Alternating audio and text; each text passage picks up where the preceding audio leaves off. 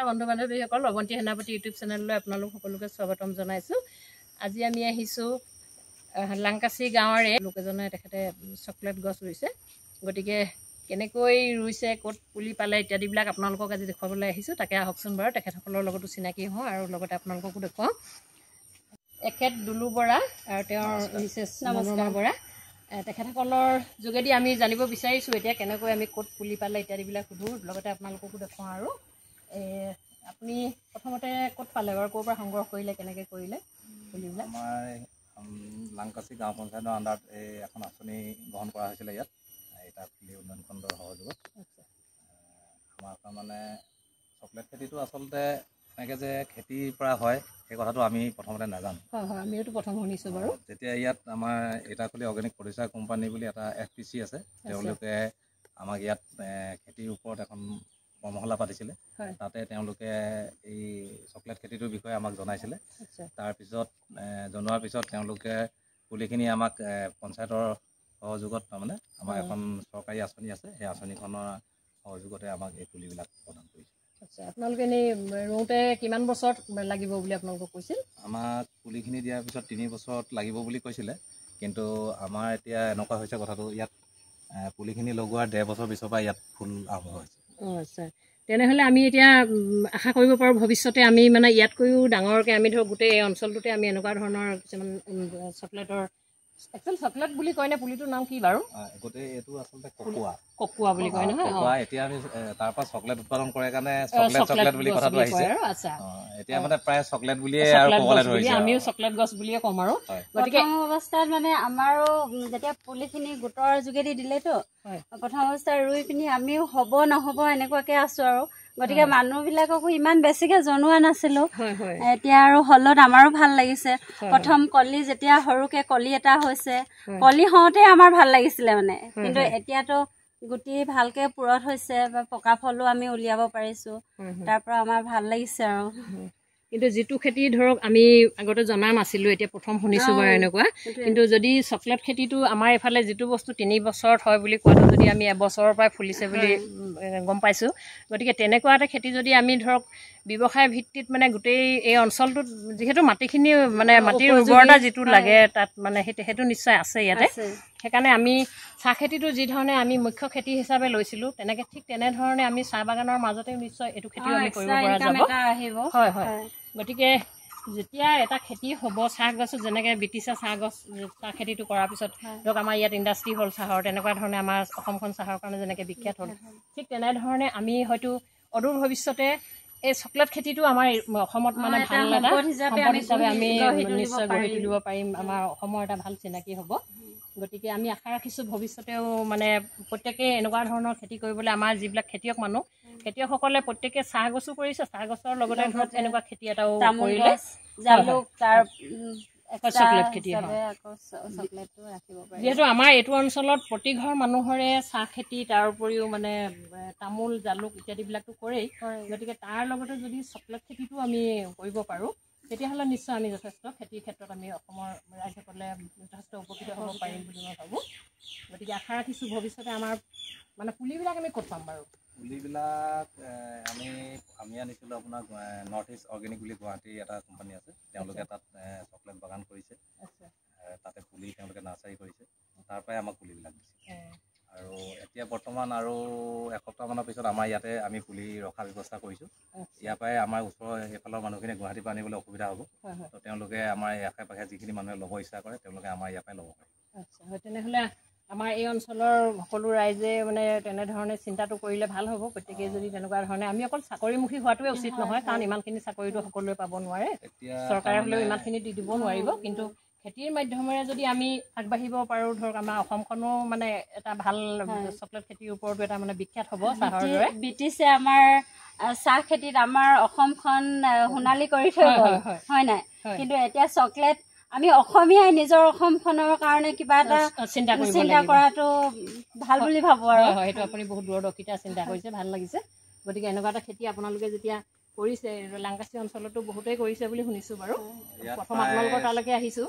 40জনমান খেতিয়কে এই চকলেট খেতিটো আৰম্ভ কৰিছে। আচলতে কি হয়, এতিয়া ইয়াৰ মানে অৰ্থনৈতিক কথাও আছে গোটেইখিনি এতিয়া ইয়াৰ যিখিনি আমাক কৈছিলে আমাক যিখিনি যেনেকৈ কৈছিলে আমি তেনেকেই লগাবলৈ চেষ্টা কৰিছোঁ আৰু আপোনাৰ এতিয়া ইয়াৰ এজোপা গছ এই যে গছজোপা এই গছজোপা এজোপা বছৰেকত আপোনাৰ প্ৰায় 25 কেজিৰ ওপৰত ফল উৎপাদন হয়। এইবিলাক কেজি নে পাৰ কেজি দামবিলাক কেনেকুৱা বাৰু? এইটো কেজি হিচাপত এতিয়া আমাৰ যিখিনি আমাৰ কথা পতা আছে তেওঁলোকৰ লগত আমাক এতিয়া এই যে পকা ফলকেইটা এই পকিছে যে এটা ফল মানে কেজি হিচাপত কেজিত আপোনাৰ 50 টকাকৈ তেওঁলোকে আমাক দিয়া কথা পাতিছে। আচ্ছা, তেনেহ'লেতো লাভজনক খেতি। আপোনাৰ তাৰমানে এজোপা গছতে 25 কেজি ওলালে যথেষ্টখিনি তাৰমানে পইচা পোৱা যাব। আৰু ধৰক আপোনালোকে এই গছজোপাত কিমান খৰচ কৰিব লগা হৈছে? খৰচটো কেনেকুৱা ধৰণৰ? খৰচৰ কথাটো এতিয়া পুলিটোতে অলপ খৰচটো বেছি হয়। তাৰমানে পুলিটো বৰ্তমান সময়ত তাৰমানে আমাৰ ইয়াত বহুত এভেইলেবল নহয়, সেইটো কাৰণে পুলিবিলাকৰ অলপ দাম হৈ আছে, বাহিৰৰ পৰা আনিবলগীয়া হয় গুটিবিলাক। যিবিলাকে নাৰ্চাৰী কৰিছে তেওঁলোকে অলপ যথেষ্ট কষ্ট কৰি পিনি মানে নাৰ্চাৰীবিলাক কৰিছে। সেইটো কাৰণে এতিয়া আমাক এতিয়া গুৱাহাটীৰ পৰা ইয়াত আনি মেলি দিয়া মানে 100 টকা পৰিছিল এটা পুলি। কিন্তু তাৰ পাছত পুলিটো ৰোৱাৰ পিছত আপোনালোকৰ বহুত বেছি খৰচা হয় নেকি? নাই, আমাক তাৰমানে আমি প্ৰথম যেতিয়া পুলিটো ৰুইছিলোঁ তেতিয়া আমাৰ গোবৰ জাবৰ দি পিনি পচন সাৰ দি পিনি গাঁতটো ভৰ্তি কৰিলে তাতে পুলিটো ৰুইছিলোঁ। পুলিটো ওলোৱাৰ পিছত বিশেষ একো কৰা নাছিলোঁ, খালি ইয়াত আপোনাৰ পাতত পোক লাগিছিলে, পোক লাগিলে পাতবিলাক খাই দিয়ে, আমাৰ বাগানত কয় লোপাৰ বুলি কয় পোকটো ইয়াৰ কয়। তো তাত আমি দৰৱ মাৰোঁ, দৰৱ মাৰিলে ভাল। আৰু বিশেষ আমি যোৱা 2 বছৰ হ'ল আমাৰ এতিয়া, যোৱা 2 বছৰত আমি তাৰমানে অলপ তলবোৰ চফা কৰোঁ বা দৰৱ মাৰিছোঁ। বিশেষ আমি মানে বাগানৰ নিচিনাকৈ আমি লাগি থাকিব হোৱা নাই। গৰু ছাগলীৰ পৰা বচালে আৰু পুলিটো